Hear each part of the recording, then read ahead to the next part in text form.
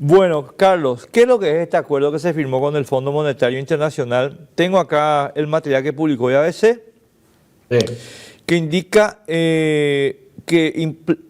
espera nomás, vale, que implica un impuesto a los combustibles para pagar nuestros pecados de carbono. ¿Cómo lo te que viene, explico. hermano? Bueno, te explico en primer lugar porque tiene un poco de historia esto.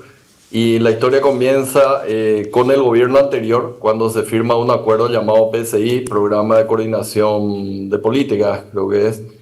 Ellos firman un acuerdo y como todo acuerdo, el Fondo Monetario por lo general tiene diversos objetivos, digamos, déficit fiscal, presentación de una ley, algún tipo de reforma. Entonces, el gobierno anterior había firmado este acuerdo, ¿verdad? Que duraba básicamente 2 años. Entonces, entraba también como vigencia durante el gobierno de Santiago Peña. Nosotros cuando asumimos, vimos ese acuerdo, empezamos a discutir con el Fondo Monetario, como siempre, cuáles podrían ser los objetivos que se tiene, pero el acuerdo que se había firmado anteriormente era un acuerdo en donde no existía ningún tipo de ventaja financiera en el sentido de un préstamo del Fondo Monetario Internacional.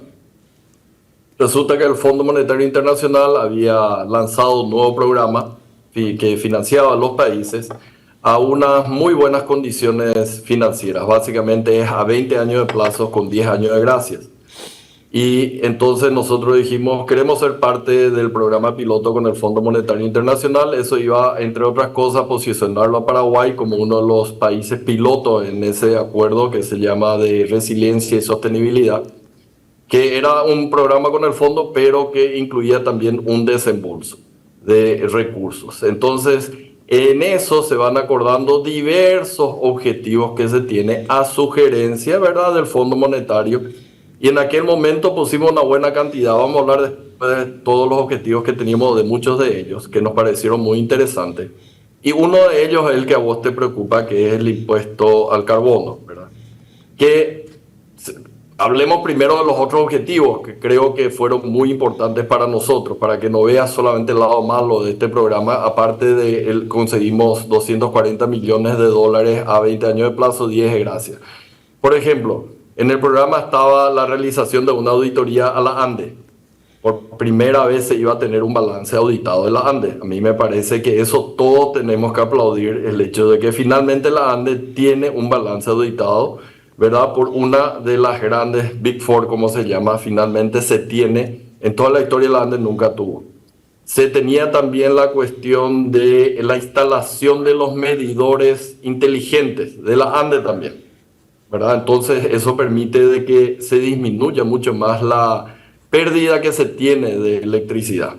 Se tenía también una ley de reciclaje que hemos nosotros pasado. Se tenía la ley de producción por parte del sector privado, porque sos fanáticos del sector privado, no ya del sector público, de la producción de energías alternativas y también hidroeléctricas, ¿verdad? Que es la ley que se presentó y que nosotros vamos a presentar una modificación para que sea factible la generación, por ejemplo, en el Chaco, de energía producida por luz solar.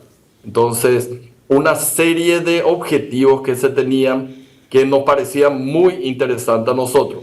Vayamos ahora a cuál es el punto del impuesto del carbono.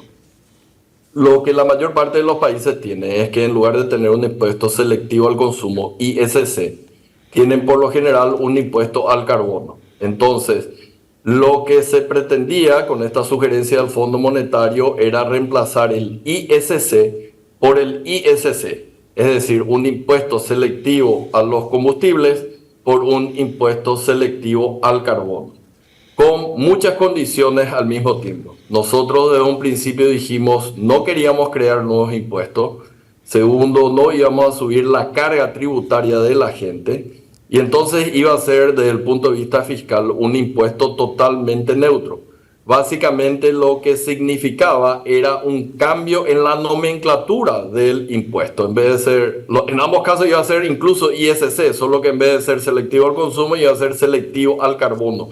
Pero el monto que, digamos, era creo que para el diésel algo como 280 o 680 guaraníes, eso no se iba a tocar bajo ninguna circunstancia, se iban a tocar ninguno, el valor en guaraníes del impuesto selectivo al consumo, que es lo que rige actualmente. Ahora bien, ¿cuál es la historia final de este impuesto selectivo al consumo?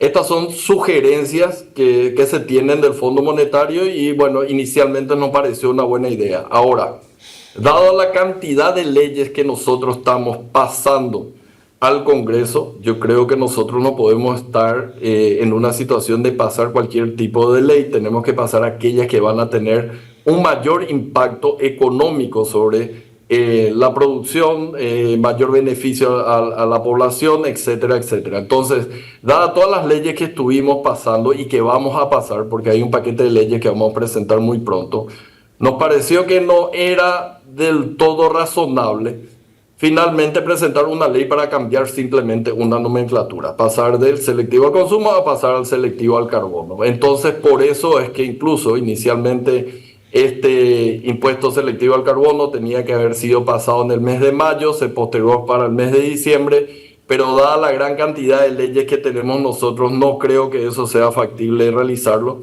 Preferimos tener otro tipo de prioridades, ¿verdad? Entre ellos, lo que siempre habla tu medio y me parece correcto que hable, como la nueva ley para estabilizar la caja fiscal.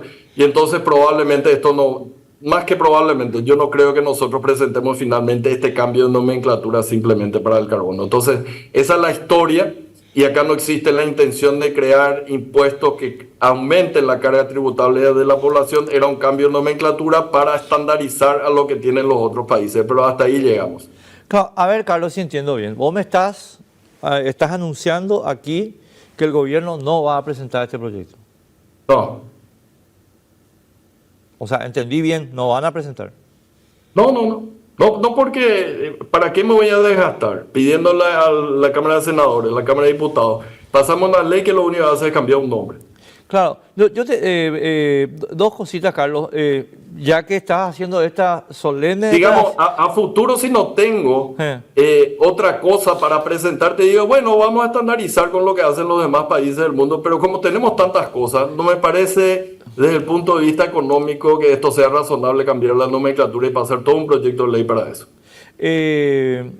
Acá, déjame decirte dos cositas nomás y después voy a aprovechar tu gentileza entonces para abrir el campo y hablar de los otros temas que tenemos también pendientes. Así que doble agradecimiento. Primera cuestión, Carlos. El material que se publicó, ¿puedes poner, vale, para que vea el ministro también y nosotros? Este es el material publicado en ABC, amigas, amigos, y se dice expresamente que el acuerdo incluía que la tasa del impuesto al carbono iba a ser revisada y ajustada de acuerdo con el resultado de un análisis técnico publicado por el Ministerio de Economía y Finanzas y el Banco Central del Paraguay. Y que este análisis se iba a realizar periódicamente para evaluar los cambios del impuesto dependiendo del estado de las variables macroeconómicas, etcétera, etcétera. Y esto para mí, Carlos, y termino con esto el volterío, implica, ¿verdad?, en el material que está escrito, que el gobierno se comprometió con el Fondo Monetario a establecer una tasa variable y por tanto modificable sobre el impuesto al carbono y que esto se iba a ir modificando. ¿Con acuerdo de quién? Y de las certificadoras de emisión de gases, que son las que controlan este mercado. A ver, lo que pasa es que ya bajaste, te quiero mostrar lo que dice, si pones otra vez, leemos la primera parte que no está en cuadrito, que es lo que explica que los impuestos selectivos sobre el consumo de gasolina y GLP se reducirían, de modo que la tasa efectiva total del impuesto aplicada a cada una de ellas no varíe. ¿Viste? Entonces se va a reducir, o sea, va a poner el impuesto al carbono, ¿verdad? Impuesto selectivo al carbono, va a reducir el impuesto selectivo al consumo de tal manera a que el impuesto pagado no varíe en absoluto. Entonces, eso está. Ahora, de ahí para adelante, que pueda variar, lógicamente el impuesto selectivo al consumo también puede variar, ¿verdad? Entonces, siempre está la posibilidad de variar algunos impuestos que tenemos, ¿verdad? En la mayor parte de los países hay más flexibilidad en términos de hasta cuándo se puede subir o bajar los impuestos. Pero en este caso el impuesto selectivo al consumo per se luego ya puede variar ya depende de una decisión, ¿verdad?, económica del Poder Ejecutivo. Entonces, básicamente es ponerle en el mismo, equilibrar también de que la tasa del impuesto selectivo al carbono también pueda variar. Solamente eso es lo que implicaba, porque habla justamente del BCP y del Ministerio de Economía y Finanzas. Así que no te preocupes que no hay ninguna cuestión de calificadoras de carbono. Creo que mencionaste acá iba a ser una cuestión más desde el punto de vista fiscalista que por una cuestión de emisión de gases de carbono.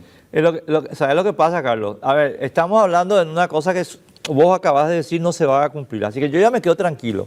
Lo que estamos haciendo es una discusión académica ahora. Pero hay un subtítulo en el material que es el que a mí me permite hablarte de la certificadora. Y si tenés, vale, vamos a compartir también con el ministro. El impuesto al carbono, que sustituye a los actuales impuestos selectivos, se establecerá una tasa equivalente a 250.000 por tonelada de CO2. Este párrafo, mi querido Carlos, refiere directamente a las certificadoras. Mira que ese valor es el que permitía que sea fiscalmente neutro. Podría haber sido, de alguna manera tenés que poner el precio, Ajá. ¿verdad?, a la emisión de carbono, y entonces la tasa equivalente era justamente eso de 250.000 por tonelada de CO2, es el que nos permitía a nosotros mantener fiscalmente neutro.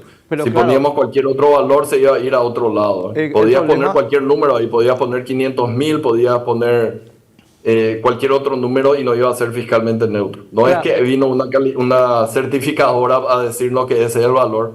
Eso lo calculó justamente el Fondo Monetario porque le dijimos no vamos a subir los impuestos y ellos quitaron la conclusión de que justamente ese es el valor que ellos consideraban que dejaban fiscalmente neutro. No voy a discutir absolutamente la neutralidad de la primera etapa. Lo que yo estoy señalando dos ítems nomás ahí, Carlos, y termino con esto.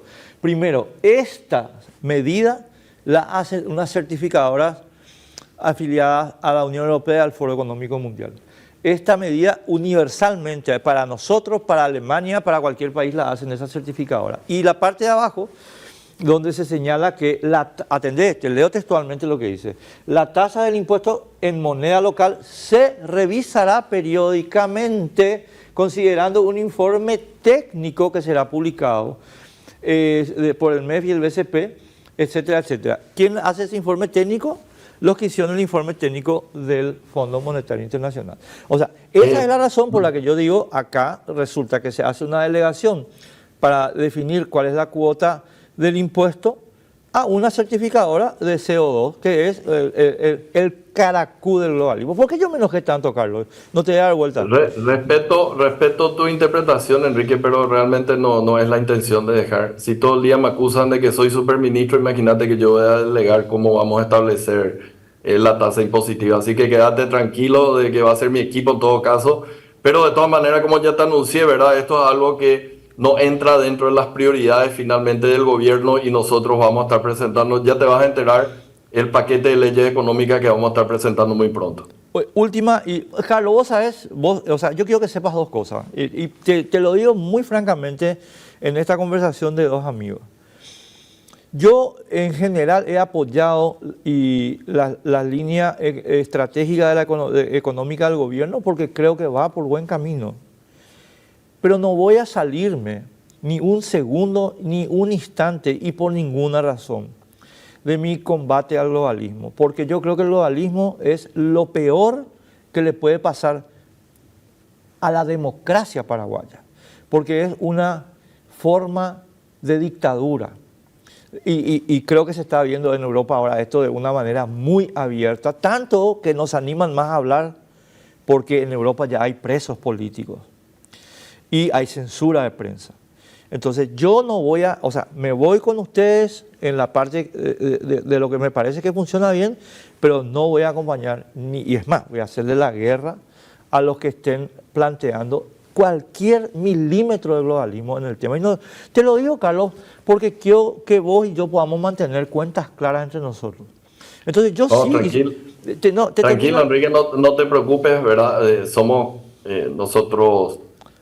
Creemos que tenemos la capacidad como para decidir nuestro propio destino. De hecho, las negociaciones con el Fondo Monetario Internacional son sugerencias que ellos tienen, no quiere decir que vamos a implementar. Lógicamente, la forma en que escribe está bien. Era algo que habíamos acordado, pero así como habíamos acordado, es nuestra decisión soberana. Es decir, de que yo tengo otras leyes que me parece son más importantes, más fundamentales para la economía, me voy a concentrar en eso. Esta cuestión de medio ambiente y demás, creo que todos estamos de acuerdo en que tenemos que protegerlo, que tenemos que cuidarlo para las próximas generaciones. En eso no tengo ningún tipo de problema. Vos sos un fanático de San Bernardino, creo que apoyaste aquella vez que anunciamos el crédito del BID, ¿verdad? Para empezar a limpiar un poco lo que es el lago. Nadie se puede oponer a eso, pero no vamos a condicionar políticas productivas, por ejemplo, en el campo, a las políticas ambientales que muchas veces quieren imponer. Última es sobre este tema y te dejo en paz sobre este tema. Es que estamos todos de acuerdo con el ambiente limpio. Lo que yo por lo menos comparto también con Donald Trump, y lo dije esta tarde en mi transmisión y ahora es el tema, Carlos, del esquema de crédito de carbono y compañía es una estafa pura y simple. No lo digo yo, lo dice él, pero yo suscribo lo que él dice. Y es una estafa por una sencilla razón. Y yo no te estoy diciendo esto a vos, porque yo sé que vos sabés esto mejor que yo. A la gente que nos está viendo. Es una estafa por una simple razón. Es que no hay ninguna base científica, ninguna cero de cero, que pueda permitir razonablemente imputar cualquier modificación del clima a la actividad humana. Y por tanto, todos estos créditos de carbono son una estafa, Carlos. Una estafa. Y por tanto, pagar cualquier castigo, cualquier compensación por la supuesta existencia de emisiones de gases de efecto invernadero es una estafa. Y no, vuelvo a reiterar, yo no quiero que me crean a mí, al presidente de Estados Unidos, créanle. O por lo menos chequen lo que él dice. Y para que la gente sepa por qué digo que es una estafa y termino. Amigas, amigos, lo dije esta tarde y voy a repetir ahora. El badulaque de Albert Gore, vicepresidente de Estados Unidos en aquel momento, hizo una documental pagada para decir que para 2020 Vanuatu, Tuvalu iban a estar sumergidas. Esas islas, países iban a estar sumergidos y iban a haber dejado de existir, y que las capas de hielo de Antártica y Ártica iban a estar derretidas y que el nivel del mar iba a subir 2 o 3 metros. Nada de lo que profetizó se cumplió porque es una estafa, porque es falso, porque no hay ningún dato que avale lo que están diciendo. Y sobre esa estafa hicieron un negocio, la Convención de Kioto, con esa curepa chota que hizo el tema de los créditos de carbono, que quién sabe cuánto estará cobrando. Y tenemos que salirnos de eso, mi querido Carlos. O sea, punto. Aunque no le guste a mi querido amigo Carlos Carvalho, porque tiene todavía su resolución 1818, aunque no le guste a todos los que están enchufados. No, señor, esto es una estafa y tenemos que empezar a definir como estafa. Es una estafa. Carlos, es una estafa, o sea. No hay base científica para decir lo que están diciendo. Respeto lo que decís y como te dije anteriormente, nosotros somos muy cuidadosos, no solamente en la protección medioambiental, sino en la protección de nuestro aparato productivo, porque no nos podemos nosotros dar el lujo de implementar algún tipo de política que nos restrinja el uso razonable y sostenible de nuestros recursos naturales. Así que eso no es para preocuparse, y creo que mismo la gente de la producción muchas veces habló conmigo y sabe muy bien cuál es mi posición con respecto a esto. Yo me quedo tranquilo, Carlos, porque vos sabés que hay gente, y yo esta mañana te juro que estuve muy tentado a darles la razón, que dice, y es más, creo que en algún momento de mi furia, porque me puse furioso, dije que me parecía esto un caballo de Troya, ¿verdad? Y que Honor Colorado se había comprometido con el Foro de Madrid, pero no con el Foro de Madrid, sino con el campo patriótico, con Donald Trump, con Víctor Orbán, con Santiago Abascal, con Giorgia Meloni, etcétera, sobre una línea estratégica y política. Y esto es lo contrario. Este acuerdo es destruir todo eso. Entonces yo dije esta tarde, y quiero compartir contigo porque no quiero que te cuenten de ahí, yo dije, sí, esto es una estafa política y es un engaño a toda esta gente con la cual se dice que estamos caminando. Espero que vos tengas razón. Y yo no tengo ninguna razón para dudar de que me estás diciendo la verdad. No tengo ninguna razón para dudar de eso, Carlos.